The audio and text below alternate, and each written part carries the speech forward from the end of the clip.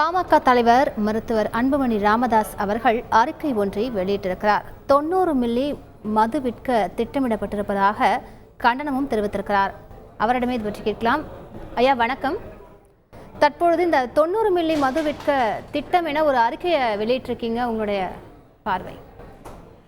அது சமீபத்தில் தமிழக அரசு வந்து இப்போ மதுவை காகித குடுவை, அதாவது டெட்ரா பேக்ல விற்கிறதுக்கு திட்டம் இட்டிருப்பதாக செய்திகள் வெளிவந்து கொண்டிருக்கின்றன. அதாவது கடந்த ஆண்டும் இதே முயற்சி எடுத்தார்கள்.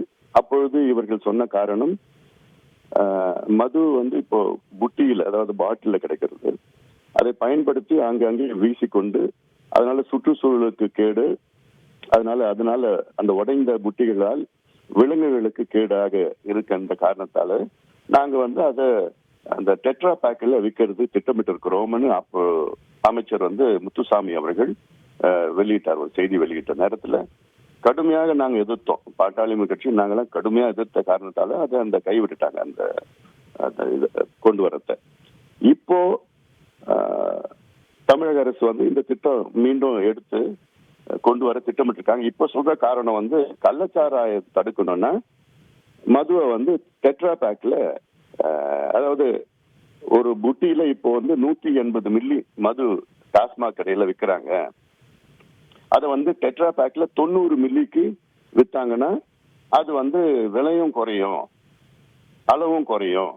அதனால கள்ளச்சாராயம் யாரும் அது குடிக்க மாட்டாங்க, எல்லாமே இந்த சாராயத்தை குடிப்பாங்கன்னு சொல்லிட்டு தமிழக அரசு அமைச்சர் முத்துசாமி அவர்கள் இப்பொழுது வாதமாக வைத்திருக்கின்றார். இது மிக மிக மோசமான ஒரு வாதமாக நான் பார்க்கின்றேன். அதாவது ஒரு கால் நூற்றாண்டுக்கு வந்து மது வாடையே இல்லாத தமிழகம் 1948 இருந்து 1972 வரைக்கும் தமிழகத்துல மது வாடையே இல்லாத ஒரு சூழல் இருந்தது. அதை கெடுத்தது கலைஞர் தான் என்று கலைஞர் மீது மிகப்பெரிய ஒரு அவப்பெயர் இருக்கிறது. இப்போ அதுக்கு மேல மரியாதைக்குரிய மாண்புமிகு திரு ஸ்டாலின் அவருக்கு மிகப்பெரிய ஒரு அவப்பெயர் வரும் இந்த முடிவு எடுத்தாங்கன்னா. ஏன்னா டெட்ரா பேக் என்பது இது சாதாரணமா பாக்கெட்ல வச்சுக்கிட்டு போலாம்.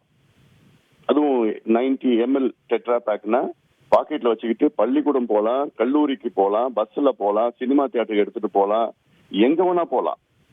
இது வந்து மில்க் ஷேக், ஃப்ரூட் ஜூஸ் மாதிரி தான் அது பயன்படுத்துவாங்க. அதனால அதிக அளவில் இளைஞர்கள் வந்து இது குடிக்கிறது காரணமா இதுதான் இருக்கும். சில வெளிநாடுகள்ல கூட இந்த மாதிரி இல்லை, வளர்ந்த நாடுகள்ல கூட இந்த நிலையில் இல்லை. ஆனா தமிழ்நாட்டுல அதை இவங்க சொல்ற காரணம் என்னால ஏத்துக்க முடியல. இப்போ சமீபத்துல சட்டமன்றத்துல வந்து கள்ளச்சாராயம் ஒழிப்பதற்காக சட்டத்தை கடுமையாக்கினார்கள்.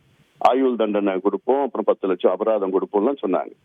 அப்போ இவங்க கொண்டு வந்த சட்டத்தின் மீது இவங்களுக்கே நம்பிக்கை இல்லையா? அப்போ சட்டம் கொண்டு வராங்க, அப்ப சட்டத்தின் மீது நம்பிக்கை இல்லாம அந்த கள்ளச்சாராயம் ஒழிக்கிறதுக்காக நாங்க வந்து அரசுல வந்து மலிவு விலையில குறைவான அளவுல நாங்க டெட்ரா பேக்ல சாராயம் வைப்போம் அப்படின்னு சொல்றதுல ஏதாவது ஏத்துக்க முடியுதா? அதனால ஏற்கனவே 3 தலைமுறைகளை குடிகாரனா மாத்திட்டாங்க தமிழக அரசு, தொடர்ந்த அரசுகள். திருப்பி அதாவது அடுத்த தலைமுறை 4வது தலைமுறையும் இருக்கக்கூடாது. உலக சுகாதார நிறுவனம் என்ன சொல்றாங்க, வேர்ல்டு ஹெல்த் ஆர்கனைசேஷன் என்ன சொல்றாங்கன்னா, அடிக்டிவா இருக்கின்ற எந்த பொருளையும் விலை மலிவா கொடுக்க கூடாது, அதிக எண்ணிக்கையிலையும் கொடுக்க கூடாது, அது ரொம்ப வந்து அரிய பொருளா இருக்கணும். அதுதான் வேர்ல்டு ஹெல்த் ஆர்கனைசேஷனோட ரெக்கமெண்டேஷன். அதனாலதான் சின் டாக்ஸ் இருக்குது, பாவ வரி, சின் டாக்ஸ், டுபாக்கோக்கு சின் டாக்ஸ், ஆல்கஹாலுக்கு சின் டாக்ஸ், அதெல்லாம் அதிக அளவுல வரி கொண்டு வரணும்னு வேர்ல்டு ஹெல்த் ஆர்கனைசேஷன் வந்து உலகம் முழுவதும் உள்ள நாடுகளுக்கு எச்சரிக்கை கொடுக்கறாங்க. அந்த அடிப்படையில சில நாடுகள் வந்து அதை விலையை ஏற்றிருக்கிறாங்க. விலை ஏற்றினா அது வாங்க முடியாது, அது எளிதாக வாங்க முடியாத ஒரு பொருளா அப்படி கொண்டு வந்தாதான் அதை வந்து தவிர்க்க முடியும். ஏன்னா ஒரு சூழல் உருவாக்கணும்னு உலக சுகாதார நிறுவனம் சொல்லிட்டு இருக்கிறாங்க, எல்லா நாடுகளுக்கும் சொல்லிட்டு இருக்காங்க. தமிழ்நாட்டில் கூட எடுத்துக்கிட்டீங்க, ஒரு 30 ஆண்டுகளுக்கு முன்பு, ஒரு 40 ஆண்டுகளுக்கு முன்பு ஒரு கிராமத்துக்கு நீங்க போனீங்கன்னா ஒரு 2 வீடு, இந்த 2 வீடு தான்ப்பா குடிக்கிற வீடா இருக்கும் அப்படின்னு சொல்லுவோம் நம்ம. அதுக்கப்புறம் என்னாச்சு, அது போக பார்த்தோன்னா இப்ப என்ன தலைகீழ மாறி, இந்த கிராமத்துல பார்த்தா இந்த 2 வீடு மட்டும்தான் குடிக்காத வீடு, மற்ற வீடு எல்லாம் குடிக்கிற வீடு, அந்த நிலை மாறிடுச்சு இப்போ.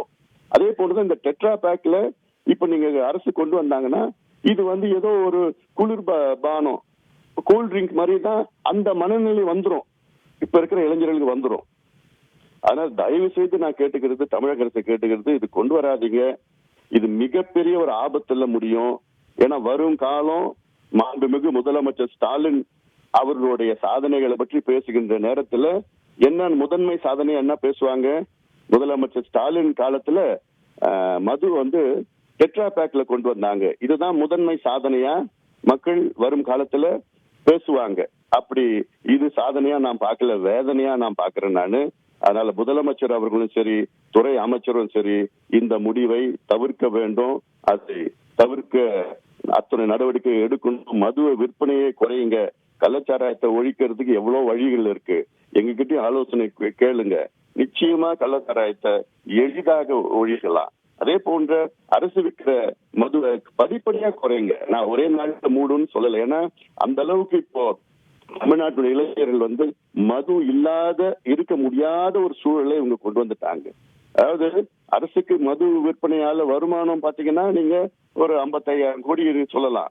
ஆனா தனிநபருக்கும் அரசுக்கும் நட்டம், ஒரு ஆண்டு நட்டம் எவ்வளவு தெரியுமா வருது? அதாவது DALY days, loss of activity days, productivity company, இதெல்லாம் சேர்ந்து ஆக்சிடென்ட்ஸ், ட்ராமா, இன்சூரன்ஸ் எல்லாமே சேர்ந்து 2 லட்சம் கோடி இண்டிவிஜுவலுக்கும் அரசுக்கும் இழப்பு, நட்டம். வருமானம் வந்து 55,000 கோடின்னு சொல்லிட்டு இருக்கிறாங்க. அதெல்லாம் அது எவ்வளவு குடும்பங்கள் நாசமாகிட்டு இருக்கு, எவ்வளவு பேர் வந்து வாழ்க்கையை இழந்திருக்கிறாங்க. சட்டம் ஒழுங்கு பிரச்சனை, ப்ரொடக்டிவிட்டி கம்மியா இருக்குது, வேலைக்கு யாரும் போக மாட்டாங்க, நிறைய பிரச்சனைகள் இருக்குதுனால. அதனால மதுவை திணிக்காதீங்க, இது குறையுங்க. இதுதான் அரசினுடைய கடமை. இது ஒரு 4வது தலைமுறையும் இன்னைக்கு நாசமா போகக்கூடாதுன்னு ஒரு ஏக்கத்துல நாங்கெல்லாம் இருக்கணும். நாங்க 3 தலைமுறைகள் முடிஞ்சு போச்சு, அடுத்த தலைமுறை நல்லா இருக்கணும். தமிழ்நாடு முன்னுக்கு வரணும்னா இந்த மதுவை ஒழிக்கணும், இந்த கள்ளச்சாராயத்தை ஒழிக்கணும், போதைப் பொருள்ல ஒழிச்சாதான் இது வந்து முன்னேற முடியும். அந்த ஆதங்கத்துல நாங்க சொல்றோம். அதை மீறியும் தமிழக அரசு ஏதாவது கொண்டு வர திட்டமிட்டாங்கன்னா நாங்க கடுமையான போராட்டங்களை நடத்த நாங்க தயங்க மாட்டோம். ஏன்னா இது தமிழ்நாட்டினுடைய எதிர்காலம், தமிழ்நாட்டுடைய இளைஞருடைய எதிர்காலம். ஏன்னா இது சாதாரண பிரச்சனை கிடையாது. பாக்கெட்ல சாராயத்தை டெட்ரா பேக்ல எடுத்துட்டு போய் பஸ்ல போறப்ப குடிப்பாங்க, தியேட்டர்ல குடிப்பாங்க, ஸ்கூல் இன்டர்வல் பீரியட்ல குடிப்பாங்க, காலேஜ் லஞ்ச் பீரியட்ல குடிப்பாங்க, வேலைக்கு போறாங்கல்ல, வேலையில செய்யறாங்க, அங்க வந்து லஞ்ச் பீரியட்ல குடிப்பாங்க. ஏன்னா அவைலபிலிட்டி இருக்கும், பையில எடுத்துட்டு போலாம். இங்க எப்படி ஒண்ணா குடிக்கிறதுக்கு இது வந்து வழி வகை செய்யும். அவங்க சொல்ற காரணம் ஏற்றுக்கொள்ள முடியாத காரணம். கள்ளச்சாராயத்தை சாதாரணமா ஒழிக்கலாம். அது காவல்துறைக்கு ஏதாவது ஒரு 2-3 எஸ்பியை சஸ்பெண்ட் பண்ணுங்க. அவங்க மாவட்டத்துல கள்ளச்சாரம் வைக்கிறாங்க, 2 எஸ்பியை நீங்க சஸ்பெண்ட் பண்ணீங்கனால தானா பயம் வரும், உங்களுக்கு எல்லாருக்கும் பயம் வரும். அதுதான் செய்யணும். அந்த கடுமையா இருந்தால நிச்சயமா எதுவும் நடக்காது. அதை விட்டுட்டு நீங்க போகாத ஒரு வழி சொல்லிட்டு அதனால நாங்க இது தவிர்க்கிறோம், அது தடுக்கிறதுக்காக இது நாங்க கொண்டு வரோம்னு இதெல்லாம் ஏற்றுக்கொள்ள முடியாத காரணங்களா நான் பார்க்கிறேன். நான் மிக்க நன்றி. உங்களுடைய கருத்துக்களையும் உங்களுடைய பார்வைகளையும் இங்கே பகிர்ந்து கொண்டமைக்கு மிக்க நன்றி திரு அன்புமணி ராமதாஸ். செய்திகளை உடனுக்குடன் தெரிந்து கொள்ள உடனே சப்ஸ்கிரைப் பண்ணுங்க.